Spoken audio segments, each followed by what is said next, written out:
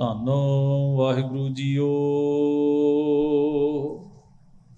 ਗੋਂਡ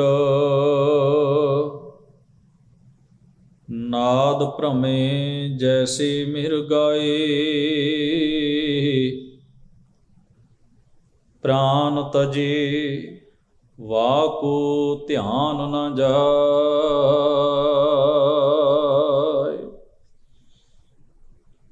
ਐਸੇ ਰਾਮਾ ਐਸੇ ਹੀਰੋਂ,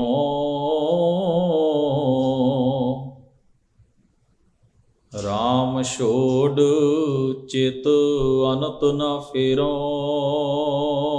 ਰਹਾਉ ਜਿਉ ਮੀਨਾ ਹੀਰੈ ਪਸ਼ੁਆਰਾ, ਸੋਨਾ ਗੜਤੀ ਹੀਰੈ ਸੁਨਾਰਾ। ਜਿਉ ਬਿਕਈ ਹੀਰੈ ਪਰ ਨਾਰੀ, ਕੌਡਾ ਡਾਰਤ ਹੀਰੈ ਜੁਆਰੀ। ਜਹ ਜਹ ਦੇਖੋ ਤਹ ਤਹ ਰਾਮਾ,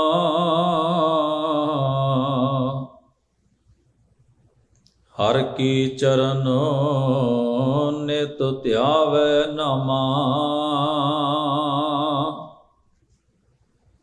ਜਹ ਜਹ ਦੇਖੋ ਤਹ ਤਹ ਰਾਮਾ,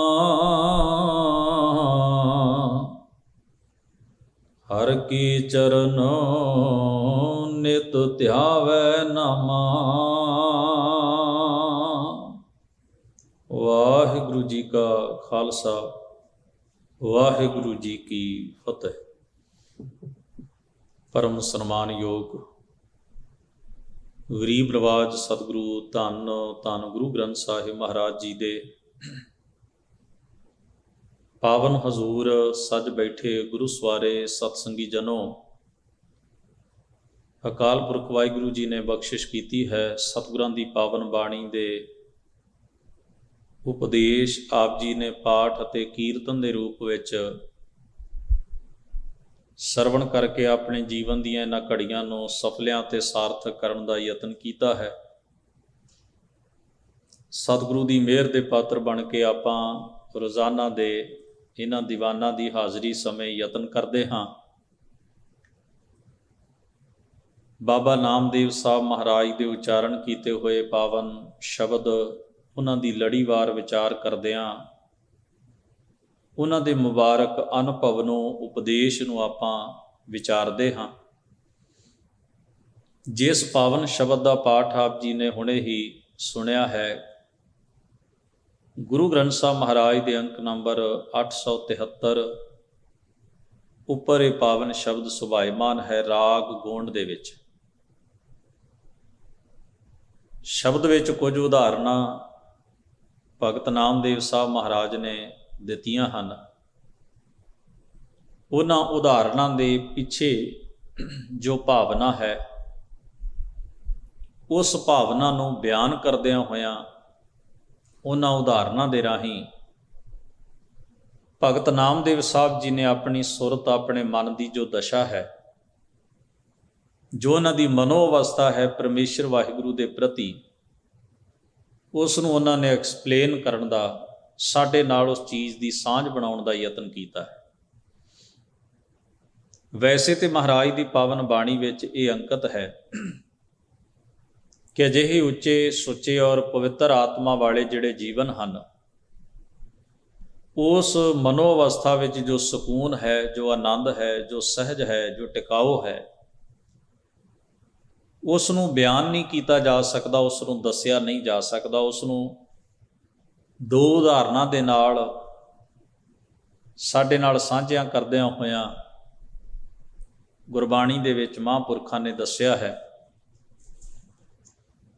ਜਿਹਨੇ ਚਾਖੀ ਸੋਈ ਜਾਣੈ ਗੂੰਗੇ ਕੀ ਮਿਠਿਆਈ। ਕਿਤੇ ਉਹਨਾਂ ਨੇ ਲਿਖਿਆ ਹੈ ਜਿਨ ਬੂਝਿਆ ਤਿਸ ਆਇਆ ਸਵਾਦ। ਬੁੱਝਣ ਵਾਲਾ ਇਸ ਦਾ ਅਸਲ ਆਨੰਦ ਤੇ ਸਵਾਦ ਬਿਹਤਰ ਜਾਣਦਾ ਹੈ। ਆਪਾਂ ਜਿੰਨੇ ਵੀ ਹਾਂ ਕਥਨ ਵਾਲੇ ਹਾਂ, ਆਪਣੀ ਬੌਧਿਕ ਪੱਧਰ ਨਾਲ ਕੁਝ ਗੱਲਾਂ ਨੂੰ ਸਮਝ ਕੇ, ਜਿੰਨੀ ਆਪਣੀ ਮਤ ਬੁੱਧ ਦਾ ਪੱਧਰ ਹੈ, ਉਹਨਾਂ ਚੀਜ਼ਾਂ ਨੂੰ ਆਪਾਂ ਪੜ੍ਹਦੇ ਹਾਂ, ਸੁਣਦੇ ਹਾਂ, ਸਮਝਦੇ ਹਾਂ, ਉਹਨਾਂ ਨੂੰ ਇੱਕ ਦੂਜੇ ਨੂੰ ਦੱਸਣ ਦਾ ਯਤਨ ਕਰਦੇ ਹਾਂ। ਪਰ ਜ਼ਰੂਰੀ ਨਹੀਂ ਕਿ ਜੋ ਆਪਾਂ ਦੱਸਦੇ ਹਾਂ, ਮੈਂ ਦੱਸ ਰਿਹਾ ਹਾਂ ਜਾਂ ਤੁਸੀਂ ਦੱਸ ਕੇ ਅੱਗੇ ਦੱਸੋਗੇ, ਸੁਣ ਕੇ ਅੱਗੇ ਦੱਸੋਗੇ, ਹੋ ਸਕਦਾ ਹੈ ਆਪਾਂ ਸਾਰਿਆਂ ਨੇ ਇਹਦਾ ਉਹ ਆਨੰਦ ਨਾ ਪ੍ਰਾਪਤ ਕੀਤਾ ਹੋਵੇ ਜਿਨ੍ਹਾਂ ਦੀ ਬਾਣੀ ਆਪਾਂ ਪੜ੍ਹਦੇ ਹਾਂ, ਜੋ ਆਨੰਦ ਉਹਨਾਂ ਦੇ ਜੀਵਨ ਵਿੱਚ ਹੈ। ਕਿਉਂਕਿ ਅਸੀਂ ਕੇਵਲ ਇਸ ਨੂੰ ਸਮਝਣ ਦੇ ਅਭਿਆਸ ਵਿੱਚ ਹਾਂ, ਉਹਨਾਂ ਨੇ ਇਸ ਨੂੰ ਜੀ ਕੇ, ਹੰਢਾ ਕੇ, ਮਾਣ ਕੇ ਵੇਖਿਆ ਹੈ।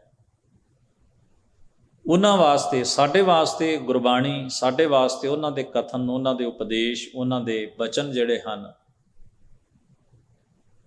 ਉਹ ਸਾਡਾ ਆਪਣਾ ਅਜੇ ਅਨੁਭਵ ਨਹੀਂ ਬਣੇ ਹਨ ਜੋ ਅਸੀਂ ਉਹਨੂੰ ਫੀਲ ਕਰਨਾ ਹੈ। ਸ਼ਾਇਦ ਅਸੀਂ ਉਹ ਤੋਂ ਦੂਰ ਹੋਈਏ, ਪਰ ਜਿਨ੍ਹਾਂ ਦੇ ਕਥਨ ਹਨ ਉਹਨਾਂ ਨੇ ਇਹਨਾਂ ਨੂੰ ਜੀ ਕੇ ਵੇਖਿਆ। ਸੰਤਨ ਕੀ ਸੁਣ ਸਾਚੀ ਸਾਖੀ, ਸੋ ਬੋਲੇ ਜੋ ਪੇਖਿਆ ਆਖੀ। ਜੋ ਅੱਖੀਂ ਦੇਖਦੇ, ਭਾਵ ਜੋ ਮਾਣਦੇ ਹਨ ਜੀਵਨ ਦੇ ਅੰਦਰ, ਉਸ ਨੂੰ ਉਹ ਐਕਸਪਲੇਨ ਕਰਕੇ ਸਾਡੇ ਨਾਲ ਸਾਂਝ ਪਾਉਣ ਦਾ ਯਤਨ ਕਰਦੇ ਨੇ ਵੀ ਸਾਨੂੰ ਕੁਝ ਉਹਦੇ ਬਾਰੇ ਸਾਡੇ ਅੰਦਰ ਵੀ ਚੇਟਕ ਲਾ ਸਕਣ, ਸਾਡੇ ਅੰਦਰ ਵੀ ਉਹਦੇ ਪ੍ਰਤੀ ਜਿਗਿਆਸਾ ਦੀ ਭਾਵਨਾ ਉਹ ਪੈਦਾ ਕਰ ਸਕਣ। ਤੋ ਇਸ ਵਾਸਤੇ ਕੁਝ ਗੱਲਾਂ ਨੇ ਜਿੱਥੇ ਜਾ ਕੇ ਉਹਨਾਂ ਨੇ ਕਿਹਾ ਵੀ ਇਸ ਨੂੰ ਅਸੀਂ, ਜੇ ਤੁਸੀਂ ਕਹੋ ਨਾ ਵੀ ਮੁਕੰਮਲ ਰੂਪ ਵਿੱਚ ਅਸੀਂ ਬਿਆਨ ਕਰਕੇ ਕਹਿ ਦਈਏ ਕਿ ਆਹ ਗੱਲ ਇਵੇਂ ਹੈ, ਉਹ ਕਹਿੰਦੇ ਨੇ ਅਸੀਂ ਤੁਹਾਨੂੰ ਹਿੰਟ ਦੇ ਸਕਦੇ ਹਾਂ, ਕੁਝ ਉਹਦੇ ਬਾਰੇ ਦੱਸ ਸਕਦੇ ਹਾਂ ਕਿ ਕੀ ਹੈ, ਕਿਸ ਤਰ੍ਹਾਂ ਚੱਲਣਾ ਹੈ, ਕੀ ਕੀ ਹੋਣਾ ਚਾਹੀਦਾ ਹੈ।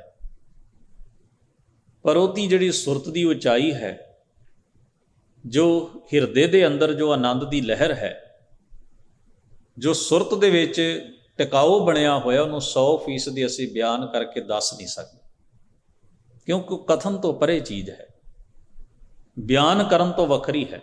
ਫਿਰ ਵੀ ਯਤਨ ਕੀਤਾ ਜਿੰਨਾ ਸਾਨੂੰ ਸੰਸਾਰੀ ਲੋਕਾਂ ਨੂੰ ਵੱਧ ਤੋਂ ਵੱਧ ਉਹ ਸਮਝਾ ਸਕਣ।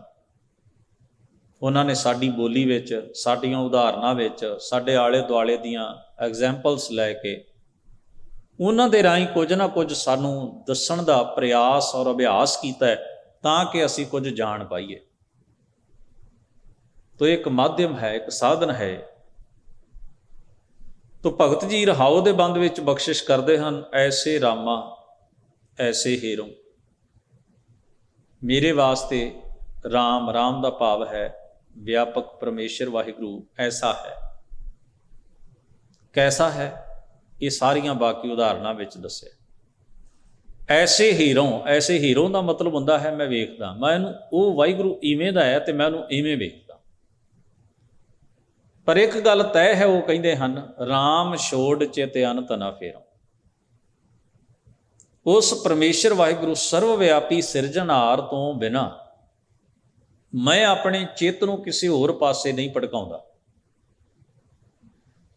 ਜਾਨੀ ਕਿ ਮੇਰੇ ਜੀਵਨ ਦੇ ਵਿੱਚ ਨਾ ਦੂਈ ਹੈ, ਨਾ ਦਵੈਤ ਹੈ, ਨਾ ਦੁਬਿਧਾ ਦਾ ਭਾਵ ਹੈ। ਮੈਂ ਨਹੀਂ ਮੰਨਦਾ ਵੀ ਕੁਝ ਵੱਖਰਾ ਕੁਝ ਹੈ, ਉਹੀ ਉਹ ਹੈ, ਆਪ ਹੀ ਆਪ ਹੈ। ਉਹ ਇੱਕ ਹੀ ਅਨੇਕ ਰੂਪ ਵਿੱਚ ਪਸਰਿਆ ਹੋਇਆ ਤੇ ਆਪਣੀ ਸਿਰਜਣਾ ਦੇ ਵਿੱਚ ਉਹ ਸਿਰਜਣਹਾਰ ਵਾਹਿਗੁਰੂ ਇੱਕ ਸੁਰ ਹੋ ਕੇ ਬੈਠਾ ਹੋਇਆ। ਜਿੱਥੋਂ ਮੈਂ ਵੇਖ ਰਿਹਾ ਹਾਂ, ਭਗਤ ਜੀ ਆਖਦੇ ਨੇ, ਕੁਝ ਵੀ ਉਸ ਪਰਮੇਸ਼ਰ ਵਾਹਿਗੁਰੂ ਦੀ ਹੋਂਦ ਤੋਂ ਵੱਖਰਾ ਨਹੀਂ ਹੋ ਰਿਹਾ। ਮੈਂ ਤਾਂ ਉਸ ਨੂੰ ਹਰ ਪਲ ਮਹਿਸੂਸ ਕਰਦਾ, ਹਰ ਪਲ ਮੈਂ ਉਸ ਨੂੰ ਜਾਣਦਾ, ਵੇਖਦਾ। ਹਰ ਵਕਤ ਮੈਂ ਆਪਣੇ ਆਪ ਨੂੰ ਉਹਦੇ ਨੇੜੇ ਪਾਉਣਾ ਤੇ ਉਸ ਨੂੰ ਆਪਣੇ ਅੰਤਰਾਤਮੇ, ਆਪਣੇ ਸਾਹਾਂ 'ਚ ਵਸਿਆ ਹੋਇਆ ਮਹਿਸੂਸ ਕਰਦਾ। ਮੈਨੂੰ ਕਿਤੇ ਵੀ ਦੂਰ, ਕਿਤੇ ਵੀ ਪਰੇ, ਕਿਤੇ ਵੀ ਪਾਸੇ ਜਾਂ ਕਿਧਰੇ ਵੀ ਹੋਰ ਪਾਸੇ ਦੂਰ ਮਹਿਸੂਸ ਨਹੀਂ ਹੁੰਦਾ। ਉਹ ਹਰ ਜਗ੍ਹਾ ਦੇ ਉੱਤੇ ਵਿਆਪਕ ਹੈ, ਪਰ ਮੈਂ ਉਸ ਨੂੰ ਮਹਿਸੂਸ ਕਰ ਸਕਦਾ। ਮੇਰੇ ਜਾਣਨ ਦਾ ਪੱਧਰ ਇਹ ਹੈ ਕਿ ਮੈਂ ਉਸ ਤੋਂ ਕਦੇ ਦੂਰ ਨਹੀਂ ਹੁੰਦਾ, ਉਹ ਮੇਰੇ ਤੋਂ ਕਦੇ ਪਰੇ ਨਹੀਂ ਹੈ, ਔਰ ਮੈਂ ਇਹਨੂੰ ਕਦੇ ਦੂਰ ਜਾਣਿਆ ਨਹੀਂ। ਤਾਂ ਕੁਝ ਉਦਾਹਰਨਾਂ ਉਹਨਾਂ ਨੇ ਦਿੱਤੀਆਂ ਨੇ, ਉਦਾਹਰਨਾਂ ਬੜੀਆਂ ਬਾਕਮਾਲ ਹਨ।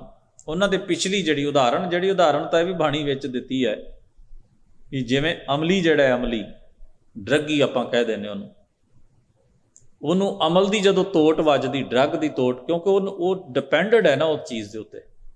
ਅਮਲਨ ਸਿਉ ਅਮਲੀ ਲੋਭਾਇਓ। ਜਿਵੇਂ ਅਮਲ ਦਾ ਮਤਲਬ ਹੁੰਦਾ ਕਿਸੇ ਚੀਜ਼ 'ਤੇ ਤੁਸੀਂ ਡਿਪੈਂਡ ਹੋ ਗਏ, ਜਿਹਨੂੰ ਆਪਾਂ ਚਸਕਾ ਕਹਿ ਸਕਦੇ ਹਾਂ। ਅਮਲ ਦਾ ਮਤਲਬ ਚਸਕਾ ਵੀ ਹੁੰਦਾ, ਅਮਲ ਦਾ ਮਤਲਬ ਪ੍ਰੈਕਟੀਕਲ ਜੀਵਨ ਵੀ ਹੁੰਦਾ। ਤਾਂ ਉਹਦਾ ਭਾਵ ਕੀ ਹੈ ਵੀ ਜਿਵੇਂ ਇੱਕ ਡਰੱਗੀ ਜਿਹੜਾ ਡਿਪੈਂਡ ਹੈ, ਹੁਣ ਜਦੋਂ ਉਹਨੂੰ ਜਿਸ ਵੇਲੇ ਲੱਗਦਾ ਹੈ ਵੀ ਹੁਣ ਮੈਨੂੰ ਜ਼ਰੂਰਤ ਹੈ, ਤੇ ਉਹ ਕਿਸੇ ਵੀ ਚੀਜ਼ ਦਾ ਭੈ ਮੰਨੇ ਬਿਨਾਂ, ਕਿਸੇ ਪਾਸੇ ਉਹਦੀ ਹੋਰ ਸੁਰਤ ਜਾਂ ਧਿਆਨ ਨਹੀਂ ਜਾਂਦਾ, ਉਹਦਾ ਧਿਆਨ ਇੱਕੇ ਚੀਜ਼ ਦੇ ਉੱਤੇ ਟਿਕਿਆ ਰਹਿੰਦਾ ਵੀ ਇਹ ਚੀਜ਼ ਮੈਨੂੰ ਕਿਸੇ ਤਰ੍ਹਾਂ ਮਿਲ ਜਾਏ। ਉਹ ਉੱਥੋਂ ਤੱਕ ਪਹੁੰਚਦਾ ਹੈ, ਔਰ ਉੱਥੋਂ ਤੱਕ ਜਾਣ ਵਾਸਤੇ ਉਹ ਹਰ ਹਰਬਾ ਵਰਤਦਾ, ਕਿਉਂਕਿ ਉਸ ਵੇਲੇ ਉਹਦੇ ਧਿਆਨ ਵਿੱਚ ਜਿਹੜੀ ਚੀਜ਼ ਹੈ ਉਸਨੇ ਉਹਦੇ ਤੱਕ ਜਾਣਾ ਹੈ, ਤੇ ਉਹਦੀ ਸੈਟਿਸਫੈਕਸ਼ਨ ਵੀ ਉਹਦੇ ਵਿੱਚ ਹੈ, ਭਾਵੇਂ ਵਕਤੀ ਹੀ ਹੈ, ਭਾਵੇਂ ਥੋੜ੍ਹੇ ਸਮੇਂ ਦੀ ਹੀ ਹੈ। ਤੋ ਜਿਵੇਂ ਇਸ ਤਰ੍ਹਾਂ ਦਾ ਅਮਲੀ ਬੰਦਾ, ਸ਼ਰਾਬੀ ਬੰਦਾ, ਡਰੱਗੀ ਬੰਦਾ ਜਿਵੇਂ ਕਰਦਾ ਹੈ, ਰਿਐਕਟ ਕਰਦਾ ਹੈ, ਜਦੋਂ ਉਹਦੀ ਤੁਸੀਂ ਫੀਲਿੰਗ ਵੇਖਦੇ ਹੋ ਵੀ ਉਹ ਬੰਦਾ ਜਿਵੇਂ ਕਿਵੇਂ ਤੁਲਿਆ ਹੋਇਆ ਇੱਕ ਚੀਜ਼ ਦੇ ਉੱਤੇ। ਕਈ ਵਾਰ ਤਾਂ ਐਸਾ ਵੀ ਹੁੰਦਾ ਹੈ, ਉਹਨੂੰ ਘਰ ਦੇ ਕਹਿਣ, ਪਰਿਵਾਰ ਦੇ ਕਹਿਣ, ਸਮਾਜ ਦੇ ਲੋਕ ਕਹਿਣ, ਰਿਸ਼ਤੇਦਾਰ ਕਹਿਣ, ਧਾਰਮਿਕ ਲੋਕ ਕਹਿਣ, ਇੱਥੋਂ ਤੱਕ ਡਾਕਟਰ ਵੀ ਕਹਿ ਦੇਵੇ, ਤਾਂ ਵੀ ਕਈ ਬੰਦੇ ਤੁਸੀਂ ਵੇਖੋਗੇ ਕੋਈ ਚੀਜ਼ ਨੂੰ ਛੱਡਣਗੇ ਨਹੀਂ, ਇਹਦਾ ਤਿਆਗ ਨਹੀਂ ਕਰਨਗੇ। ਉਹਦਾ ਕਾਰਨ ਹੈ ਉਹ ਚੀਜ਼ ਉੱਤੇ ਉਹਨਾਂ ਦਾ ਮਨ ਇੰਨਾ ਟਿਕ ਗਿਆ ਜਾਂ ਸੁਰਤ ਇੰਨੀ ਡਿਪੈਂਡ ਹੋ ਗਈ ਹੈ ਕਿ ਉਹਦੇ ਤੋਂ ਬਿਨਾਂ ਉਹਨਾਂ ਦਾ ਜੀਣਾ, ਉਹਨਾਂ ਦਾ ਸਮਾਂ ਲੰਘਾਉਣਾ ਬੜਾ ਔਖਾ ਤੇ ਕਠਿਨ ਹੋ ਜਾਂਦਾ। ਹੁਣ ਉਹ ਜਿਹੜੀ ਫੀਲਿੰਗ ਹੈ ਉਹਨਾਂ ਦੇ ਅੰਦਰ, ਉਹ ਜਿਹੜੀ ਫੀਲਿੰਗ ਨੂੰ ਵੀ ਬਾਣੀ ਦੇ ਵਿੱਚ ਜਿਹੜੀ ਹੈ ਉਦਾਹਰਣ ਵਜੋਂ ਸਤਿਗੁਰੂ ਨੇ ਵਰਤਿਆ। ਤਾਂ ਪਹਿਲੀ ਉਦਾਹਰਣ ਵਿੱਚ ਫਰਮਾਉਂਦੇ ਹਨ, ਨਾਦ ਭ੍ਰਮੇ ਜੈਸੇ ਮਿਰਗਾਏ। ਨਾਦ ਤੋਂ ਭਾਵ ਇੱਥੇ ਖਾਸ ਕਿਸਮ ਦੀ ਆਵਾਜ਼। ਮਿਰਗਾਏ ਦਾ ਮਤਲਬ ਹੈ ਹਿਰਨ। ਇੱਕ ਘੜੇ ਦੇ ਉੱਤੇ ਚਮੜਾ ਮੜ ਕੇ ਇੱਕ ਆਰਜੀ ਕਿਸਮ ਦਾ ਸਾਜ਼ ਬਣਾਇਆ ਜਾਂਦਾ ਹੈ। ਹਿਰਨ ਦਾ ਜਿਹੜਾ ਸ਼ਿਕਾਰੀ ਹੈ ਉਹਨੂੰ ਜਦੋਂ ਵਜਾਉਂਦਾ, ਉਹਦੇ ਚੋਂ ਖਾਸ ਕਿਸਮ ਦੀ ਇੱਕ ਆਵਾਜ਼ ਕੱਢਦਾ। ਉਹ ਆਵਾਜ਼, ਉਹ ਧੁਨੀ ਜਿਹੜੀ ਹਿਰਨ ਨੂੰ ਬੜੀ ਪਸੰਦ ਹੈ। ਆਖਦੇ ਹਨ ਉਹਦੀ ਆਵਾਜ਼ ਨੂੰ ਜਦੋਂ ਉਹ ਸਰੋਤ ਉਹਦੇ ਕੰਨਾਂ 'ਚ ਪੈਂਦੀ, ਉਹ ਧੁਨ ਉਹਦੇ ਕੰਨਾਂ 'ਚ ਪੈਂਦੀ ਹੈ, ਤੇ ਉਹ ਆਪਣੀ ਸੁੱਧ ਬੁੱਧ ਭੁੱਲ ਜਾਂਦਾ। ਉਹਨੂੰ ਇੰਨੀ ਚੰਗੀ ਲੱਗਦੀ ਉਹ ਆਵਾਜ਼, ਉਸ ਪਾਸੇ ਨੂੰ ਖਿੱਚਿਆ ਤੁਰਿਆ ਹੁੰਦਾ। ਹਾਲਾਂਕਿ ਕਈ ਹਿਰਨ ਇਸ ਤਰ੍ਹਾਂ ਆਪਣੀ ਜਾਨ ਗਵਾ ਬੈਠੇ ਹੁੰਦੇ ਨੇ, ਫਿਰ ਵੀ ਉਹਨਾਂ ਦੀ ਪ੍ਰਜਾਤੀ ਨੇ, ਉਹਨਾਂ ਦੀ ਸੁਰਤ ਦੇ ਅੰਦਰ ਇਸ ਚੀਜ਼ ਦੀ ਆਵਾਜ਼ ਦਾ ਇੰਨਾ ਸ਼ੌਕ ਤੇ ਰਸ ਹੈ ਕਿ ਉਸ ਪਾਸੇ ਵੱਲ ਦੌੜੇ, ਖਿੱਚੇ ਤੁਰੇ ਆਉਂਦੇ ਨੇ। ਭਗਤ ਜੀ ਨੇ ਫਰਮਾਇਆ, ਨਾਦ ਭ੍ਰਮੇ ਜੈਸੇ ਮਿਰਗਾਏ। ਭਟਕਦਾ ਹੈ, ਭੱਜਾ ਆਉਂਦਾ ਹੈ ਨਾਦ ਦੇ ਉੱਤੇ, ਧੁਨੀ ਦੇ ਉੱਤੇ, ਜਿਵੇਂ ਹਿਰਨ। ਪ੍ਰਾਨ ਤਜੇ ਵਾਕੋ ਧਿਆਨ ਨਾ ਜਾਏ। ਸ਼ਿਕਾਰੀ ਦੀ ਜਿਸ ਵੇਲੇ ਉਹ ਪਹੁੰਚ ਵਿੱਚ ਆ ਜਾਂਦਾ ਹੈ, ਰੇਂਜ ਵਿੱਚ ਆ ਜਾਂਦਾ ਹੈ, ਤੇ ਸ਼ਿਕਾਰੀ ਆਪਣਾ ਬਾਣ ਚਲਾ ਕੇ ਜਾਂ ਜੋ ਵੀ ਹਥਿਆਰ ਵਗੈਰਾ ਚਲਾ ਕੇ ਜਾਂ ਜਾਲ ਸੁੱਟ ਕੇ ਉਹਨੂੰ ਫਸਾ ਵੀ ਲੈਂਦਾ, ਤੇ ਕਈ ਵਾਰ ਮਾਰ ਵੀ ਦਿੰਦਾ, ਪਰ ਆਖਰੀ ਦਮ ਤੱਕ ਉਹ ਉਸ ਆਵਾਜ਼ ਦੇ ਰਸ ਤੋਂ ਮੁਕਤ ਨਹੀਂ ਹੁੰਦਾ। ਧਿਆਨ ਦਾ ਮਤਲਬ ਹੁੰਦਾ ਹੈ ਜਿਹੜੀ ਚੀਜ਼ ਤੁਹਾਡੀ ਸੋਚ ਮੰਡਲ ਵਿੱਚ ਟਿਕਦਾ, ਜਿਹੜੀ ਚੀਜ਼ ਉੱਤੇ ਤੁਹਾਡੇ ਅੰਦਰੋਂ ਇਕਾਗਰਤਾ ਬਣੀ ਹੋਵੇ, ਜਿਹੜੀ ਚੀਜ਼ ਉੱਤੇ ਤੁਹਾਡੀ ਸੁਰਤ ਪੂਰੀ ਤਰ੍ਹਾਂ ਦੇ ਨਾਲ ਟਿਕਾ ਦੇ ਉੱਤੇ ਹੋਵੇ, ਉਹਨੂੰ ਆਪਾਂ ਧਿਆਨ ਕਹਿੰਦੇ। ਉਹ ਕਹਿੰਦੇ ਨੇ ਧਿਆਨ ਕਰ। ਧਿਆਨ ਦਾ ਮਤਲਬ ਹੁੰਦਾ ਵੀ ਸੁਰਤ ਦੀ ਸਾਰੀ ਇਕਾਗਰ, ਬਿਲਕੁਲ ਆਸੇ ਪਾਸੇ ਦਾ ਧਿਆਨ ਛੱਡ ਕੇ ਇੱਧਰ ਉੱਧਰ ਆਪਣੇ ਆਪ ਨੂੰ ਭਟਕਾਉਣ ਦੀ ਬਜਾਏ ਇੱਕ ਜਗ੍ਹਾ ਤੇ ਕੇਂਦਰਿਤ ਹੋ ਜਾਣਾ, ਉਹਨੂੰ ਧਿਆਨ ਆਖਿਆ ਜਾਂਦਾ ਹੈ। ਕਹਿੰਦੇ ਨੇ ਪ੍ਰਾਣ ਤਜੇ, ਪ੍ਰਾਣ ਤਜ ਦਿੰਦਾ ਹੈ, ਜਾਨ ਦੇ ਦਿੰਦਾ ਹੈ, ਵਾਕੋ ਧਿਆਨ ਨਾ ਜਾਏ, ਪਰ ਉਹਦਾ ਧਿਆਨ ਨਹੀਂ ਭਟਕਦਾ। ਹੁਣ ਭਗਤ ਜੀ ਦੇ ਰਹਾਉ ਦਾ ਬੰਦ ਫਿਰ ਚੇਤੇ ਕਰੀਏ। ਐਸੇ ਰਾਮਾ ਮੇਰੇ ਲਈ ਪਰਮੇਸ਼ਰ ਵੀ ਉਸ ਨਾਦ ਵਰਗਾ ਹੈ, ਐਸੇ ਹੀਰੋ ਤੇ ਮੈਂ ਉਸ ਮਿਰਗ ਵਰਗਾ ਹਾਂ, ਇਵੇਂ ਮੈਂ ਹੀਰਦਾ ਤੇ ਤੱਕਦਾ। ਉਹਦੇ ਹੁਕਮ ਦਾ ਨਾਦ ਕੁੱਲ ਮਖਲੂਕ ਵਿੱਚ ਗੂੰਜ ਰਿਹਾ ਹੈ, ਤੇ ਮੈਂ ਉਹਦੇ ਹੁਕਮ ਦਾ ਖਿੱਚਿਆ ਹਾਂ, ਉਹਦੇ ਹੁਕਮ ਦਾ ਮੋਹਿਆ ਹੋਇਆ ਹਾਂ, ਉਹਦੀ ਰਜ਼ਾ ਦਾ ਪਾਬੰਦ ਹਾਂ, ਔਰ ਉਹਦੀ ਰਜ਼ਾ ਵਿੱਚ ਰਾਜ਼ੀ। ਮੈਨੂੰ ਉਹਦੀ ਰਜ਼ਾ, ਉਹਦਾ ਹੁਕਮ, ਉਹਦਾ ਭਾਣਾ ਬੜਾ ਚੰਗਾ ਲੱਗਦਾ, ਮੈਨੂੰ ਇਹਦੇ ਵਿੱਚੋਂ ਇੱਕ ਆਨੰਦ ਮਿਲਦਾ ਹੈ। ਤੋ ਅੱਗੇ ਜਾ ਕੇ ਫਰਮਾਉਂਦੇ ਹਨ, ਜਿਉਂ ਮੀਨਾ ਹੀਰਾ ਪਸ਼ੂਆਰਾ। ਮੀਨਾ ਤੋਂ ਭਾਵ ਹੈ ਮੱਛੀ, ਪਸ਼ੂਆਰਾ ਮਾਹੀਗੀਰ, ਜਿਹੜਾ ਮੱਛੀਆਂ ਫੜਦਾ। ਮੱਛੀ ਨੂੰ ਫੜਨ ਵਾਸਤੇ ਝੀਵਰ ਨੂੰ, ਮਾਹੀਗੀਰ ਨੂੰ, ਮੱਛੀਆਂ ਫੜਨ ਵਾਲੇ ਸ਼ਿਕਾਰੀ ਨੂੰ ਇੱਕ ਕੁੰਡੀ ਜਿਹੀ ਬਣਾ ਕੇ ਕਈ ਵਾਰ ਉਹਦੇ ਅੱਗੇ ਮਾਸ ਦਾ ਟੁਕੜਾ ਉਹ ਟੰਗ ਦਿੰਦਾ ਹੈ। ਫਿਰ ਉਹਨੂੰ ਪਾਣੀ ਦੇ ਵਿੱਚ ਉਤਾਰਦਾ ਹੈ, ਵਗਾਉਂਦਾ ਹੈ। ਮੱਛੀ ਮਾਸ ਦੇ ਉਸ ਟੁਕੜੇ ਨੂੰ ਖੁਰਾਕ ਸਮਝ ਕੇ ਆਪਣੀ, ਵੀ ਮੈਨੂੰ ਖੁਰਾਕ ਮਿਲ ਰਹੀ ਹੈ, ਉਹਨੂੰ ਮੂੰਹ ਦੇ ਵਿੱਚ ਪਾਉਣ ਦੀ ਕੋਸ਼ਿਸ਼ ਕਰਦੀ ਤੇ ਕੁੰਡੀ ਉਹਦੇ ਮੂੰਹ ਚੜ੍ਹ ਜਾਂਦੀ, ਉਹਨੂੰ ਖਿੱਚ ਲੈਂਦਾ। ਹੋਰ ਵੀ ਬੜੇ ਤਰੀਕੇ ਹੋਣਗੇ। ਇਸ ਨੂੰ ਕਹਿੰਦੇ ਨੇ ਜਿਉਂ ਮੀਨਾ ਹੀਰਾ ਪਸ਼ੂਆਰਾ। ਜਿਵੇਂ ਮਾਹੀਗੀਰ, ਝੀਵਰ ਜਿਹੜਾ ਹੈ, ਉਹਨਾਂ ਮੱਛੀਆਂ ਨੂੰ ਤੱਕਦਾ ਹੈ ਤੇ ਆਪਣਾ ਸ਼ਿਕਾਰ, ਆਪਣਾ ਖਾਜਾ ਬਣਾਉਣ ਵਾਸਤੇ ਉਹਨਾਂ ਤੇ ਇਕਾਗਰਚਿਤ ਹੋ ਕੇ ਬਿਲਕੁਲ ਧਿਆਨ ਨਾਲ, ਅਟੰਕ, ਉਹ ਪਾਣੀ 'ਚ ਹਿਲਜੁਲ ਵੀ ਨਹੀਂ ਹੋਣ ਦਿੰਦਾ। ਉਹ ਪਾਣੀ 'ਚ ਹਿਲਜੁਲ ਇਸ ਕਰਕੇ ਨਹੀਂ ਹੋਣ ਦਿੰਦਾ ਵੀ ਮੱਛੀਆਂ ਜਿਹੜੀਆਂ ਨੇ ਉਹਨਾਂ ਨੂੰ ਕਿਸੇ ਕਿਸਮ ਦਾ ਖਤਰਾ ਨਾ ਪਾਸੇ। ਜਦੋਂ ਉਹਨਾਂ ਨੂੰ ਖਤਰਾ ਮਹਿਸੂਸ ਹੋਏਗਾ ਤੇ ਉਹ ਇੱਥੋਂ ਨਿਕਲ ਜਾਣਗੇ, ਪਾਸੇ ਆਸੇ ਹੋ ਜਾਣਗੇ, ਮੇਰੀ ਰੇਂਜ, ਮੇਰੇ ਪ੍ਰਭਾਵ ਤੋਂ ਪਾਸੇ ਚਲੀਆਂ ਜਾਣਗੀਆਂ। ਤੋ ਅਗਲੀ ਉਦਾਹਰਣ ਵਿੱਚ ਕਹਿੰਦੇ ਨੇ ਸੋਨਾ ਗੜ੍ਹ ਤੇ ਹੀਰਾ ਸੁਨਾਰਾ। ਇਹ ਉਦਾਹਰਣ ਭਗਤ ਨਾਮਦੇਵ ਸਾਹਿਬ ਮਹਾਰਾਜ ਨੇ ਇੱਕ ਹੋਰ ਸ਼ਬਦ ਵਿੱਚ ਵੀ ਦਿੱਤੀ ਹੈ, ਜੈਸੇ ਕਨਕ ਕਲਾ ਚਿਤ ਮਾਂਡੀਅਲੇ। ਇੱਕ ਸੁਨਿਆਰ, ਸੋਨੇ ਦਾ ਕੰਮ ਕਰਨ ਵਾਲਾ ਸੱਜਣ ਜਿਹੜਾ ਹੈ, ਉਹ ਆਪਣੀ ਦੁਕਾਨ ਤੇ ਬੈਠਾ ਹੋਇਆ ਹੈ, ਸੋਨੇ ਦੇ ਗਹਿਣੇ ਕੱਢ ਰਿਹਾ। ਉਹਦਾ ਇੱਕ ਪ੍ਰੋਸੈਸ ਹੈ, ਉਹਦੇ 'ਚ ਉਹਦਾ ਹੁਨਰ ਹੈ, ਉਹਦੇ ਕੋਲ ਕਲਾ ਹੈ ਉਹਦੀ। ਉਹ ਜਦੋਂ ਸੋਨੇ ਦਾ ਗਹਿਣਾ ਕੱਢਦਾ ਹੈ, ਹੁਣ ਵੇਖੋ ਕਿੰਨਾ ਬਰੀਕ ਤੇ ਕਿੰਨਾ ਕਾਰੀਗਰੀ ਦਾ ਕੰਮ, ਕਿੰਨਾ ਹੁਨਰ ਦਾ ਕੰਮ ਹੈ। ਉਸ ਗਹਿਣੇ ਨੂੰ ਜਿਸ ਵੇਲੇ ਕੱਢ ਰਿਹਾ ਹੁੰਦਾ ਤੇ ਕੋਈ ਗਾਹਕ ਆ ਜਾਂਦਾ ਦੁਕਾਨ ਵਿੱਚ, ਕੋਈ ਮਿਲਣ ਵਾਲਾ ਵੀ ਆ ਜਾਂਦਾ ਹੈ। ਉਹ ਗਾਹਕ ਨਾਲ ਗੱਲਾਂ ਵੀ ਕਰਦਾ ਹੈ, ਉਹਦੀ ਗੱਲ ਸੁਣਦਾ ਵੀ ਹੈ ਤੇ ਉਹਦੀ ਗੱਲ ਦਾ ਜਵਾਬ ਵੀ ਦਿੰਦਾ ਹੈ, ਪਰ ਆਪਣਾ ਧਿਆਨ ਜਿਹੜਾ ਉਹ ਆਪਣੇ ਗਹਿਣੇ ਤੇ ਰੱਖਦਾ ਹੈ ਵੀ ਇਸ ਗਹਿਣੇ ਦੀ ਕਢਾਈ ਮੇਰੇ ਕੋਲੋਂ ਜਾਂ ਇਹਨੂੰ ਘੜਨ ਵਿੱਚ ਕੋਈ ਖਰਾਬੀ ਨਾ ਹੋ ਜਾਏ, ਨਹੀਂ ਤੇ ਸਾਰਾ ਕੰਮ ਇਹਨੂੰ ਦੁਬਾਰਾ ਕਰਨਾ, ਫਿਰ ਇਹਨੂੰ ਪਿਘਲਾਉਣਾ ਪਏਗਾ, ਫਿਰ ਇਹਨੂੰ ਘੜਨਾ ਪਏਗਾ, ਕਿੰਨਾ ਲੰਮਾ ਕੰਮ ਹੋ ਜਾਏ।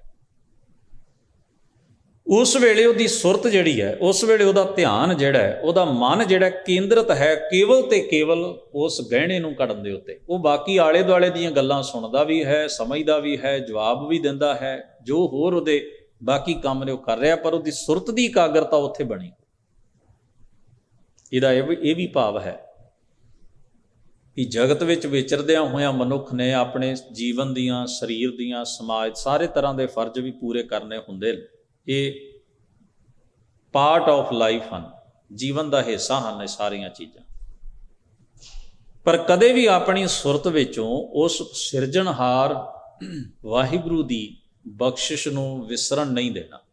ਜਿਹਨੂੰ ਬਾਣੀ 'ਚ ਕਿਹਾ ਨਾ, ਮਤ ਦੇਖ ਭੂਲਾਂ ਵਿਸਰੈ ਤੇਰਾ ਚੇਤਨ ਆਵੈ ਨਾ। ਮੇਰੇ ਕੋਲ ਆ ਵੀ ਹੋਵੇ, ਆ ਵੀ ਹੋਵੇ, ਇਹ ਠੀਕ ਹੈ, ਪਰ ਕਹਿੰਦੇ ਨੇ ਮਤਾਂ ਮੈਨੂੰ ਵੇਖ ਕੇ ਤੈਨੂੰ ਭੁੱਲਾਂ। ਉਹ ਨਹੀਂ ਭੁੱਲਣਾ ਚਾਹੀਦਾ, ਫਿਰ ਠੀਕ ਹੈ, ਫਿਰ ਕੋਈ ਮੁਸ਼ਕਲ ਨਹੀਂ। ਤੋ ਹਜ਼ੂਰ ਜੀ ਅੱਗੇ ਫਰਮਾਉਂਦੇ ਹਨ, ਜਿਉਂ ਵਿਖਈ ਹੀਰੈ ਪਰ ਨਾਰੀ। ਜਿਉਂ ਵਿਸ਼ਈ ਮਨੁੱਖ, ਵਿਕਾਰੀ ਮਨੁੱਖ, ਪਰਾਈ ਔਰਤ, ਦੂਸਰੇ ਦਾ ਰੂਪ ਤੱਕਦਾ, ਕਹਿ ਲਓ। ਜਿਵੇਂ ਕੋਈ ਵਿਸ਼ਈ ਮਨੁੱਖ ਜਿਹੜਾ ਹੈ ਉਹ ਪਰਾਇਆ ਰੂਪ ਤੱਕਦਾ, ਉਸ ਵੇਲੇ ਉਹਦੀ ਸੁਰਤ ਕਿੱਥੇ ਹੈ? ਕਾਮ ਵਿੱਚ, ਵਿਕਾਰ ਵਿੱਚ। ਉਸ ਨੂੰ ਵੀ ਫਰਮਾਉਂਦੇ ਹਨ ਬਾਣੀ ਦੇ ਅੰਦਰ ਕਿ ਉਸ ਵੇਲੇ ਉਹਦੀ ਸੁਰਤ ਦੀ ਜਿਹੜੀ ਕੇਂਦਰੀ ਸੱਤਾ ਹੈ, ਉਹ ਇੱਕ ਵਿਕਾਰ ਦੇ ਵਿੱਚ ਟਿਕੀ ਹੋਣ ਕਰਕੇ ਉਹਦੀ ਦ੍ਰਿਸ਼ਟੀ ਆਲੇ ਦੁਆਲੇ, ਉਹਦੀ ਸੁਰਤ ਆਲੇ ਦੁਆਲੇ ਦੌੜਦੀ ਹੈ। ਫਿਰ ਫਰਮਾਉਂਦੇ ਹਨ, ਕੌਡਾ ਡਾਰਤ ਹੀਰੈ ਜੁਆਰੀ। ਜੁਆਰੀ ਜਿਹੜਾ ਹੈ, ਜੂਆ ਖੇਡਣ ਵਾਲਾ। ਵੈਸੇ ਤਾਂ ਸਾਡੇ ਸਮਾਜ ਵਿੱਚ ਸੱਭਿਅਕ ਤੌਰ ਦੇ ਉੱਤੇ ਇਹਨਾਂ ਸਾਰੀਆਂ ਚੀਜ਼ਾਂ ਨੂੰ ਐਬ ਮੰਨਿਆ ਗਿਆ। ਨਸ਼ੇ ਨੂੰ ਐਬ ਮੰਨਿਆ ਗਿਆ, ਬਦਕਾਰੀ ਨੂੰ ਐਬ ਮੰਨਿਆ ਗਿਆ, ਜੂਏ ਨੂੰ ਐਬ ਮੰਨਿਆ ਗਿਆ। ਉਹਦਾ ਰੀਜ਼ਨ ਇਹ ਹੈ ਕਿ ਇਹ ਬੇਲੋੜੀਆਂ ਵਸਤੂਆਂ ਹਨ, ਇਹ ਕੇਵਲ ਇੱਕ ਚਸਕਾ ਹਨ, ਤੇ ਕਈ ਵਾਰ ਇਹ ਏਡਾ ਇਫੈਕਟ ਕਰਦੀਆਂ ਨੇ ਮਨੁੱਖ ਦੇ ਸਰੀਰ, ਸਮਾਜ, ਪਰਿਵਾਰ, ਹਰ ਚੀਜ਼ ਦੇ ਉੱਤੇ ਬੜਾ ਮਾੜਾ ਪ੍ਰਭਾਵ ਸਿਰਜ ਦਿੰਦੇ ਆ। ਹੁਣ ਜੂਆ ਖੇਡਣ ਵਾਲਾ ਮਨੁੱਖ ਜਿਹੜਾ, ਪੁਰਾਣੀ ਆਪਾਂ ਕਥਾ ਸੁਣਦੇ ਆ ਨਾ ਵੀ ਉਹ ਕੌਰਵ ਤੇ ਪਾਂਡਵ ਜੂਆ ਹੀ ਖੇਡਦੇ ਲੜ ਪਏ ਸਨ। ਜੂਏ ਦੀ ਵਜ੍ਹਾ ਵਿੱਚੋਂ ਹੀ ਇੱਕ ਵੱਡੀ ਜੰਗ ਤੇ ਲੜਾਈ ਪੈਦਾ ਹੋ ਗਈ। ਜੂਏ ਦੇ ਚਸਕੇ ਦੇ ਵਿੱਚ ਹਾਰਦੇ ਹਾਰਦੇ ਹਾਰਦੇ ਹਾਰਦੇ ਆਪਣੀ ਔਰਤ ਵੀ ਦਾਅ ਤੇ ਲਾਈ। ਇਹ ਕੋਈ ਇੰਨਾ ਵੀ ਗਿਰ ਸਕਦਾ ਕਿ ਉਹ ਆਪਣੀ ਇੱਜ਼ਤ ਵੀ ਦਾਅ ਤੇ ਲਾਏ ਇੱਕ ਜੂਏ ਬਦਲੇ, ਔਰ ਉਹ ਵੀ ਕਿਸੇ ਨੇ ਉਕਸਾ ਦਿੱਤਾ। ਹੁਣ ਵੇਖੋ ਸਾਰੀ ਕਥਾ ਜਿਹੜੀ ਹੈ ਤੁਸੀਂ ਮੁੱਢਲੇ ਰੂਪ 'ਚ ਉਹਦੇ ਤੋਂ ਜਾਣੂ ਹੋਵੋਗੇ। ਉਹਨਾਂ ਦਾ ਫਿਰ ਇੰਨਾ ਕਲੇਸ਼ ਵੱਧਦਾ ਹੈ ਕਿ ਉਸ ਜੰਗ ਦੇ ਵਿੱਚ ਫਿਰ ਕ੍ਰਿਸ਼ਨ ਜੀ ਨੂੰ ਰਥਵਾਈ ਬਣ ਕੇ ਆਉਣਾ ਪਿਆ ਪਾਂਡਵਾਂ ਦੇ। ਉਹ ਸਾਰੀ ਘਟਨਾਕ੍ਰਮ ਆਪਾਂ ਜਾਣਦੇ ਹਾਂ। ਇਹਦਾ ਮਤਲਬ ਹੈ ਪਾਂਡਵਾਂ ਦੇ ਵਿੱਚ ਵੀ ਜੂਏ ਦੀ ਲੱਤ ਸਿਖਰ ਤੇ ਸੀ ਤੇ ਕੌਰਵਾਂ ਵਿੱਚ ਵੀ ਸੀ। ਸ਼ਰਾਬ ਪੀਂਦੇ ਸਨ, ਜੂਆ ਖੇਡਦੇ ਸਨ ਤੇ ਝਗੜਾ ਹੋ ਗਿਆ। ਔਰਤ ਨੂੰ ਦਾਅ ਦੇ ਉੱਤੇ ਲਾਇਆ, ਔਰ ਜਿਸ ਨੂੰ ਦਾਅ ਦੇ ਉੱਤੇ ਲਾਇਆ ਸੀ ਹੁਣ ਅਗਲਿਆਂ ਨੇ ਉਸ ਨੂੰ ਬੇਪਤ ਬੇਇੱਜ਼ਤ ਕਰਨ ਦੀ ਠਾਣੀ, ਨੀਵਾਂ ਵਿਖਾਉਣ ਲਈ ਪਾਂਡਵਾਂ ਨੂੰ। ਜਿੱਥੋਂ ਉਸਨੇ ਆਪਣੇ ਭਗਵਾਨ ਨੂੰ ਅਰਾਧਿਆ ਉਸ ਕਥਾ ਮੁਤਾਬਕ, ਤੇ ਅਗਲੀ ਗੱਲ ਹੀ ਸਾਰੀ ਕਹਾਣੀ ਤੁਰ ਪਈ। ਹੁਣ ਸਤਿਗੁਰੂ ਨੇ ਬਾਣੀ ਦੇ ਵਿੱਚ ਉਹ ਉਦਾਹਰਨਾਂ ਵੀ ਵਰਤੀਆਂ ਨੇ, ਇਸ ਕਰਕੇ ਵਰਤੀਆਂ ਨੇ ਵੀ ਜਿਨ੍ਹਾਂ ਨੂੰ ਤੁਸੀਂ ਆਈਡੀਅਲ ਮੰਨਦੇ ਹੋ, ਜੇ ਉਹਨਾਂ ਦੇ ਜੀਵਨ ਵਿੱਚ ਵੀ ਇਹ ਐਬ ਹਨ ਤੇ ਇਹਨਾਂ ਐਬਾਂ ਕਰਕੇ ਉਹ ਵੀ ਦੁੱਖ ਪਾਉਂਦੇ ਨੇ ਕਿ ਤੁਸੀਂ ਨਹੀਂ ਪਾਓਗੇ। ਜੇ ਐਬ ਤੁਹਾਡੇ ਜੀਵਨ 'ਚ ਹੋਣਗੇ ਤੇ ਤੁਹਾਨੂੰ ਵੀ ਓਨਾ ਹੀ ਦੁਖੀ ਕਰਨਗੇ ਜਿੰਨਾ ਉਹਨਾਂ ਨੂੰ ਦੁਖੀ ਕਰਦਾ। ਤਾਂ ਆਪਾਂ ਵੇਖਦੇ ਹਾਂ ਸੰਸਾਰ ਸਮਾਜ ਦੇ ਵਿੱਚ ਵੀ ਇਹ ਚੀਜ਼ਾਂ ਜਿਹੜੀਆਂ ਨੇ, ਜਦੋਂ ਇਹ ਮਨੁੱਖ ਦੇ ਜੀਵਨ ਦਾ ਹਿੱਸਾ ਬਣ ਜਾਣ, ਇਹ ਐਬ ਬੜੇ ਵੱਡੇ ਐਬ। ਤਾਂ ਇਹਨਾਂ ਤੋਂ ਸਤਿਗੁਰੂ ਅਵਗਤ ਵੀ ਕਰਾ ਰਹੇ ਨੇ ਕਿ ਕਾਮੀ ਮਨੁੱਖ ਜਿਹੜਾ ਹੈ, ਜਾਂ ਨਸ਼ੇੜੀ ਮਨੁੱਖ ਜਿਹੜਾ ਹੈ, ਜਾਂ ਜੁਆਰੀ ਮਨੁੱਖ ਜਿਹੜਾ ਹੈ, ਉਹ ਜੁਆਰੀ ਹਮੇਸ਼ਾ ਇਹ ਸੋਚੇਗਾ ਆਹ ਦਾਅ ਲਾ ਕੇ ਐਤਕੀ ਵੇਖਦੇ ਹਾਂ, ਹੋ ਸਕਦਾ ਪਿਛਲੇ ਘਾਟੇ ਪੂਰੇ ਹੋ ਜਾਣ। ਉਹਦੀ ਸੁਰਤ ਹਮੇਸ਼ਾ ਇੱਥੇ ਹੁੰਦੀ ਵੀ ਇਸ ਦਾਅ 'ਚੋਂ ਮੈਨੂੰ ਕੋਈ ਨਾ ਕੋਈ ਪ੍ਰੋਫਿਟ ਹੋ ਜਾਏ, ਮੈਂ ਜਿੱਤ ਗਿਆ ਤੇ ਸਾਰੀ ਕਹਾਣੀ ਪੂਰੀ ਹੋ ਜਾਏ। ਉਹ ਛੋਟੇ ਮੋਟੇ ਦਾਅ, ਕਈ ਵਾਰ ਬਹੁਤ ਵੱਡੇ ਦਾਅ ਵੀ ਜਿੱਤ ਲੈਂਦਾ। ਜਦੋਂ ਵੱਡੇ ਜਿੱਤ ਲੈਂਦਾ ਨਾ, ਫਿਰ ਉਹਦਾ ਦਿਲ ਹੋਰ ਵੱਡਾ ਹੋ, ਕਹਿੰਦਾ ਕੋਈ ਗੱਲ ਹੀ ਨਹੀਂ, ਇਹ ਤਾਂ ਜੇ ਆਹ ਦਾਅ ਜਿੱਤ ਲਿਆ ਤੇ ਹੋਰ ਵੀ ਜਿੱਤ ਸਕਦੇ ਹਾਂ ਆਪਾਂ। ਤੇ ਕਈ ਵਾਰ ਇਸ ਤਰ੍ਹਾਂ ਹੁੰਦਾ, ਕਈ ਦਾਅ ਜਿੱਤਣ ਵਾਲਾ ਬੰਦਾ ਜਿਹੜਾ ਹੈ, ਉਹ ਅਖੀਰ ਤਾਂ ਇਹੋ ਜਿਹੀ ਥਾਂ ਤੇ ਆਪਣੇ ਆਪ ਨੂੰ ਭਟਕਾਉਂਦਾ ਵੀ ਪੱਲੇ ਕੱਖ ਨਹੀਂ ਰਹਿ ਜਾਂਦਾ, ਕਰਜ਼ਾਈ ਹੋ ਜਾਂਦਾ। ਫਿਰ ਉਹ ਸੋਚਦਾ ਹੈ ਇੰਨੇ ਦਾਅ ਮੈਂ ਜਿੱਤ ਲਏ ਸਨ ਤੇ ਹਾਰਨ ਲੱਗਿਆ, ਪਤਾ ਵੀ ਨਾ ਲੱਗਿਆ, ਵੱਡੇ ਦਾਅ ਹਾਰ ਗਿਆ। ਕਾਸ਼ ਕਿਤੇ ਮੈਂ ਜਦੋਂ ਇੰਨਾ ਪ੍ਰੋਫਿਟ ਕੱਢ ਲਿਆ ਸੀ ਉਹਦੇ ਵਿੱਚੋਂ, ਜਾਂ ਇੰਨਾ ਕੁਝ ਜਿੱਤ ਗਿਆ ਸੀ, ਉਦੋਂ ਸਟਾਪ ਹੋ ਜਾਂਦਾ। ਤਾਂ ਜੋ ਕੁਝ ਮੈਂ ਪਰ ਜਿਵੇਂ ਆਇਆ ਸੀ ਉਹਨੇ ਜਾਣਾ ਵੀ ਤਾਂ ਉਵੇਂ ਹੀ ਸੀ ਨਾ। ਉਹਦਾ ਰਸਤਾ ਜੇ ਆਉਣ ਦਾ ਇਹ ਹੈ, ਜਾਣ ਦਾ ਵੀ ਹੋਏਗਾ। ਜਿਹਦੇ ਲਈ ਹੱਡ ਨਹੀਂ ਭੰਨੇ ਗਏ, ਜਿਹਦੇ ਲਈ ਕੋਈ ਕਮਾਈ ਨਹੀਂ ਕੀਤੀ ਗਈ, ਹਮੇਸ਼ਾ ਧਿਆਨ ਇਹ ਰੱਖਿਆ ਵੀ ਦੂਜੇ ਕੋਲ ਜੋ ਮੈਨੂੰ ਮਿਲ ਜਾਏ। ਉਸ ਕਮਾਈ 'ਚ ਕੋਈ ਸਵਾਦ ਵੀ ਤੇ ਨਹੀਂ ਨਾ, ਉਹ ਹਿਰਸ 'ਚੋਂ ਆਈ ਹੈ, ਹਿਰਸ 'ਚ ਹੀ ਜਾਏਗੀ। ਉਹਦੇ ਵਿੱਚ ਨਾ ਬੰਦੇ ਨੇ ਜਦੋਂ ਆਈ ਧੱਕੇ ਨਾਲ ਹੈ, ਚਤਰਾਈ ਕਰਕੇ, ਤੇ ਬੰਦਾ ਦਿਲਵਦੀ ਕਰਦਾ ਵੀ ਕਿਹੜੀ ਆਪਣੇ ਹੱਡ ਭੰਨੇ, ਕੋਈ ਨਹੀਂ, ਘਾਟਾ ਪੈ ਜਾ ਫਿਰ ਆਪਾਂ ਦਾਅ ਖੇਡ ਲਵਾਂਗੇ। ਉਹ ਇਵੇਂ ਹੀ ਸਰਕਲ ਚੱਲਦਾ ਜਾਂਦਾ ਬੰਦੇ ਦਾ। ਜਿਸ ਬੰਦੇ ਨੇ ਹੱਡ ਭੰਨੇ ਆਪਣੀ ਕਮਾਈ ਤੇ, ਚੋਰੀ ਨਾ ਕੀਤੀ ਹੋਵੇ, ਚੀਟਿੰਗ ਨਾ ਕੀਤੀ ਹੋਵੇ, ਉਹ ਫਾਲਤੂ ਖਰਚਾ ਕਰਨ ਲੱਗਾ 100 ਵਾਰ ਸੋਚਦਾ ਵੀ ਨਹੀਂ, ਮੈਨੂੰ ਹੋਰ ਹੱਡ ਭੰਨਣੇ ਪੈਣਗੇ, ਮੈਨੂੰ ਜਿਹੜੀਆਂ 4 ਘੜੀਆਂ ਮਿਲਣੀਆਂ ਨੇ ਆਰਾਮ ਨਾਲ ਬਹਿਣ ਦੀਆਂ ਉਹ ਵੀ ਨਹੀਂ ਬਹਿਣਗੀਆਂ, ਉਹ ਵੀ ਡਿਸਟਰਬੈਂਸ ਲੰਘਣਗੀਆਂ, ਮੈਂ ਕੰਟਰੋਲ ਰੱਖਾਂ ਆਪਣੇ ਆਪ। ਪਰ ਉੱਥੇ ਇੱਕ ਅੰਦਰ ਸੁਰਤ ਵਿੱਚ ਇੱਕ ਹੋਰ ਵੀ ਐਬ ਹੋ ਜਾਂਦਾ। ਉਹ ਕੀ? ਬੰਦਾ ਹਮੇਸ਼ਾ ਪਰਾਏ ਧਨ ਨੂੰ ਵੇਖਦਾ ਹੈ, ਪਰਾਈ ਵਸਤੂ ਉੱਤੇ ਨਜ਼ਰ ਟਿਕਾ ਕੇ ਰੱਖਦਾ ਵੀ ਜੋ ਉਸ ਕੋਲ ਹੈ ਉਹ ਵੀ ਮੇਰੇ ਕੋਲ ਹੋ। ਐਸੀ ਬਿਰਤੀ ਜਿਹੜੀ ਹੈ ਉਹ ਮਨੁੱਖ ਨੂੰ ਕਦੇ ਵੀ ਜੋ ਉਹਦੇ ਕੋਲ ਹੈ ਉਹਦੇ 'ਚ ਖੁਸ਼ ਨਹੀਂ ਰਹਿਣ ਦਿੰਦੀ। ਤਾਂ ਸਤਿਗੁਰੂ ਸੱਚੇ ਪਾਤਸ਼ਾਹ ਜੀ ਇਹ ਉਦਾਹਰਣ ਜਦੋਂ ਦਿੰਦੇ ਨੇ, ਕੌਡਾ ਡਾਰਤ ਹਿਰੈ ਜੁਆਰੀ। ਜੁਆਰੀ ਜਿਹੜਾ ਉਹ ਕੌਡੀ ਸੁੱਟ ਕੇ ਨਾ, ਜਿਹੜਾ ਉਹਨਾਂ ਨੇ ਬਣਾਇਆ ਹੁੰਦਾ ਚੌਪੜ ਖੇਲਣ ਵਾਸਤੇ, ਤੇ ਉਹਨੂੰ ਬੜੇ ਗੌਰ ਨਾਲ ਵੇਖਦਾ ਹੈ ਵੀ ਮੇਰਾ ਦਾਅ ਟਿਕਾਣੇ ਤੇ ਲੱਗਿਆ ਕਿ ਨਹੀਂ ਲੱਗਿਆ। ਤੇ ਜਦੋਂ ਦਾਅ ਲੱਗ ਜਾਂਦਾ ਤੇ ਬੜਾ ਖੁਸ਼ ਹੁੰਦਾ, ਨਹੀਂ ਲੱਗਦਾ ਤੇ ਮਾਯੂਸ ਹੋ ਜਾਂਦਾ ਤੇ ਸੋਚਦਾ ਅਗਲੇ ਦਾਅ ਤੇ ਵੇਖਾਂਗੇ। ਅੱਗੇ ਜਾ ਕੇ ਭਗਤ ਜੀ ਅਖੀਰਲੀਆਂ ਪੰਕਤੀਆਂ 'ਚ ਫਰਮਾਉਂਦੇ ਨੇ, ਜਹ ਜਹ ਦੇਖੋ ਤਹ ਤਹ ਰਾਮਾ। ਜਿੱਥੇ ਜਿੱਥੇ ਵੇਖਦਾ ਹਾਂ, ਜਿਸ ਪਾਸੇ ਵੱਲ ਵੀ ਨਜ਼ਰ ਮਾਰਦਾ ਹਾਂ, ਭਾਵ ਕਿਸੇ ਪਾਸਿਓਂ ਵੀ ਮਹਿਸੂਸ ਕਰ ਲਵਾਂ, ਤੈਂ ਤੈਂ ਉੱਥੇ ਉੱਥੇ ਹੀ ਰਾਮਾ ਦਾ ਭਾਵ ਹੈ ਰਮਿਆ ਹੋਇਆ ਵਾਹਿਗੁਰੂ ਸਰਵ ਵਿਆਪਕ ਪਰਮੇਸ਼ਰ ਉੱਥੇ ਉੱਥੇ ਹੀ ਮੌਜੂਦ ਹੈ। ਉਸ ਤੋਂ ਬਿਨਾਂ ਕੋਈ ਦੂਜੀ ਥਾਂ ਹੈ ਹੀ ਨਹੀਂ, ਕੋਈ ਖਾਲੀ ਜਗ੍ਹਾ ਨਹੀਂ ਜਿੱਥੇ ਉਹ ਨਾ ਹੋਵੇ। ਐਸਾ ਕੋਈ ਸੰਸਾਰ ਦਾ ਕੋਨਾ, ਹਰ ਜਗ੍ਹਾ ਦੇ ਉੱਤੇ ਉਹ ਆਪ ਹੀ ਆਪ ਹੀ ਏਕ ਹੀ ਏਕ ਅਨੇਕ ਹੋਏ ਬਿਸਤਰਿਓ, ਆਨ ਰਿਆਨ ਭਰਪੂਰ ਸੋ। ਤੋ ਆਖਦੇ ਨੇ, ਜੈ ਜੈ ਦੇਖੋ ਤਹ ਤਹ ਰਾਮਾ, ਹਰ ਕੇ ਚਰਨ ਨਿਤ ਧਿਆਵੈ ਨਾਮਾ। ਚਰਨ ਤੋਂ ਭਾਵ ਹੈ ਵਾਹਿਗੁਰੂ ਨੂੰ ਸਮਰਪਣ ਹੋ ਕੇ ਉਹਦੀ ਯਾਦ ਵਿੱਚ ਜੁੜਨਾ। ਧਿਆਵੇ ਦਾ ਮਤਲਬ ਹੈ ਉਹਨੂੰ ਸਮਰਨ, ਉਹਦਾ ਚੇਤਾ ਰੱਖਣਾ। ਮੈਂ ਪਰਮੇਸ਼ਰ ਵਾਹਿਗੁਰੂ ਦੀ ਮਹਾਨ ਹਸਤੀ ਸਾਹਮਣੇ, ਉਹਦੀ ਯਾਦ ਸਾਹਮਣੇ, ਉਹਦੇ ਗੁਣਾਂ ਤੇ ਉਹਦੀਆਂ ਵਡਿਆਈਆਂ ਔਰ ਉਹਦੇ ਹੁਕਮ ਸਾਹਮਣੇ, ਉਹਦੀਆਂ ਬਖਸ਼ਿਸ਼ਾਂ ਤੋਂ ਮੁਤਾਸਰ ਪ੍ਰਭਾਵਿਤ ਹੁੰਦਿਆਂ ਹੋਇਆਂ ਸਮਰਪਣ ਭਾਵ ਦੇ ਵਿੱਚ ਉਸ ਨੂੰ ਸਦਾ ਸਦਾ ਚੇਤੇ ਵਿੱਚ ਰੱਖਦਾ ਹਾਂ, ਯਾਦ ਵਿੱਚ ਵਸਾ ਕੇ ਰੱਖਦਾ। ਤਾਂ ਹੀ ਰਹਾਉ ਦੇ ਬੰਦ ਵਿੱਚ ਕਹਿੰਦੇ ਨੇ, ਐਸੇ ਰਾਮਾ ਐਸੇ ਹੀਰੋਂ ਰਾਮ ਛੋੜ ਚਿਤ ਅਨੰਤ ਨ ਫੇਰੋਂ। ਹਜ਼ੂਰ ਮਿਹਰ ਕਰਨ, ਸ਼ਬਦ ਦਾ ਜੋ ਪਾਵਨ ਉਪਦੇਸ਼ ਹੈ ਸਾਡੇ ਸਭਨਾਂ ਦੇ ਮਨ ਹਿਰਦਿਆਂ ਵਿੱਚ ਵਸੇ। ਗਰੀਬ ਨਵਾਜ਼ ਹੋਈਆਂ ਭੁੱਲਾਂ ਦੀ ਖਿਮਾ ਬਖਸ਼ਣ। ਆਪ ਸਭਨਾਂ ਦਾ ਬਹੁਤ ਬਹੁਤ ਧੰਨਵਾਦ। ਅਦਬ ਸਹਿਤ ਗੁਰੂ ਫਤਿਹ ਨਾਲ ਸਾਂਝ ਬਣਾਓ ਜੀ। ਵਾਹਿਗੁਰੂ ਜੀ ਕਾ ਖਾਲਸਾ, ਵਾਹਿਗੁਰੂ ਜੀ ਕੀ ਫਤਿਹ।